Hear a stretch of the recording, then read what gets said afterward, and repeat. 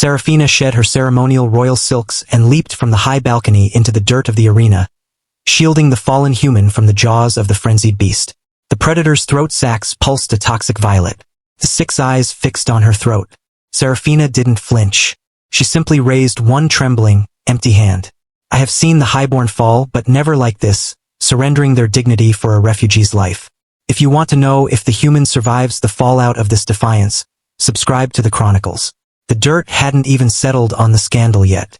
7 months earlier, the hardest task Saraphina faced was choosing which star silk to wear for the Archon's seasonal gala. It was the height of the dry season on Ethelgard, and the heat in the lower pens was a physical weight, smelling of musk and ozone-charged fur. Kalin didn't seem to mind. As a refugee, he was assigned the work no Athelian would touch, cleaning the waste from the void leopard enclosures. I watched him from the observation catwalk, my data slate forgotten. He didn't use the neural prods or sonic whips my people relied on to control the predators. Instead, he moved with a fluid, quiet grace that felt almost offensive to our tradition of dominance. He was inside the enclosure of a particularly restless male, a beast with fur like hammered midnight. The leopard hissed, its middle pair of eyes tracking Kalin's jugular. The human didn't reach for a weapon. He simply lowered his head, averted his gaze, and slowly extended his right hand, palm down, toward the dusty floor. A gesture of profound vulnerability, a silent declaration that he was not a predator seeking a kill. The beast froze. The violet glow in its throat faded. It leaned forward, sniffing the air inches from Kalin's skin. 6 eyes watched him, not with hunger, but with the sudden, terrifying weight of recognition. High above, in the shielded viewing boxes, Saraphina stood at the edge of the crystalline railing. I saw her knuckles whiten against the glass. She wasn't looking at the beast. She was looking at the human. To the Athelian handlers, these creatures were monsters to be broken. But Kalin treated them as if they had names, as if they had souls that could be spoken to without the sting of a lash. That was the first time I saw it, the palm-down gesture. It seemed so small, a tiny ripple in a world built on the snap of a whip, where we were taught that a soft whisper is the loudest rebellion.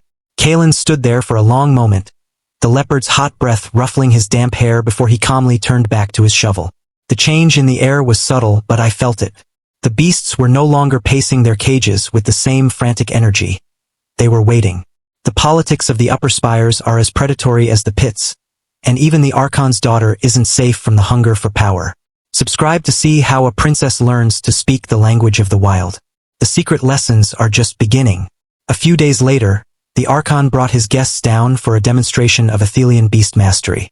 My people were proud of our control, but I saw Kalin watching from the shadows of the tool shed, his jaw tight. He knew what the handlers didn't. You can't build a partnership on pain. They don't want a rider, they want a mirror of their own violence. The demonstration went wrong in an instant. A massive void leopard, its nervous system frayed by the constant hum of the neural collars, snapped its restraints. The high-pitched scream of metal failing echoed through the plaza. Handlers scrambled, reaching for high-output prods that only drove the beast into a blind, murderous panic. It lunged toward the viewing stands, a blur of shadow and teeth. Panic tore through the spectator stands like a physical wave. Elite guards scrambled, leveling their heavy kinetic rifles, ready to execute a creature whose only crime was unbearable chemically induced terror. But Kalin was already moving over the reinforced barrier. He didn't run. He walked into the shifting dust directly into the path of the frantic void leopard. The guards screamed at him to fall back. The human ignored them. He lowered his shoulders, relaxed his breathing until his chest barely moved, and offered that same open palm-down hand. The beast skidded, kicking up a storm of dirt that coated Kalin's uniform, but it didn't strike. It let the human press his forehead to its scaled snout, let him slide onto its back without a single chain. He was arrested immediately. I processed his detention logs myself, the quiet clicking of my terminal the only sound in the records room. That was how I had access to the subterranean cell block feeds. When Saraphina slipped down into the damp containment levels, I watched through the grainy feed as she stood close to the energy bars. She spoke of the underground circuit of a secret partnership, of learning a language that didn't require breaking a spine to be heard. She leaned closer, her voice barely a whisper on the audio pickup, telling him the most dangerous predators aren't the ones in the cages, but the ones in the viewing boxes. Weeks blurred into a secret rhythm of midnight training. Then came the high-stakes qualifying race. The underground arena was packed shoulder to shoulder, the air thick with the smell of scorched sand and raw anticipation. Kalin was drawn to ride a legendarily vicious predator, a scarred beast the handlers called unrideable. From my secondary terminal near the Archon's private box, I caught the faint illegal frequency of a localized neural stimulator. Valerius and Draxon sat above, perfectly neutral. They had rigged the beast. The starting gates slammed open. For 3 brutal laps, Kalin held on, his body flowing with the violent, unnatural jerks of a creature being electrocuted from the inside. Then the stimulant peaked. The beast convulsed violently, throwing Kalin hard against the curved stone wall. He hit the dirt, his makeshift armor cracking. He couldn't rise. The predator spun, blinded by agony, jaws unhinging to crush the closest moving thing. And there, in the center of the arena, the princess stood between the human and death. She hadn't brought a weapon. As the crowd screamed and the guards hesitated, Saraphina mirrored the human's exact stance. She lowered her shoulders, breathed through the overwhelming fear, and offered her trembling hand, palm down, to the raging nightmare. The beast froze. It recognized the silence. It recognized the shape of mercy. As it slowly lowered its massive head to brush against her palm, Seraphina's other hand shot behind its heavy ear. Her fingers dug into the thick fur, finding the metallic lump of the Archon sabotage device. She ripped it out, dropping the cruel machinery into the dirt to crush it under her heel.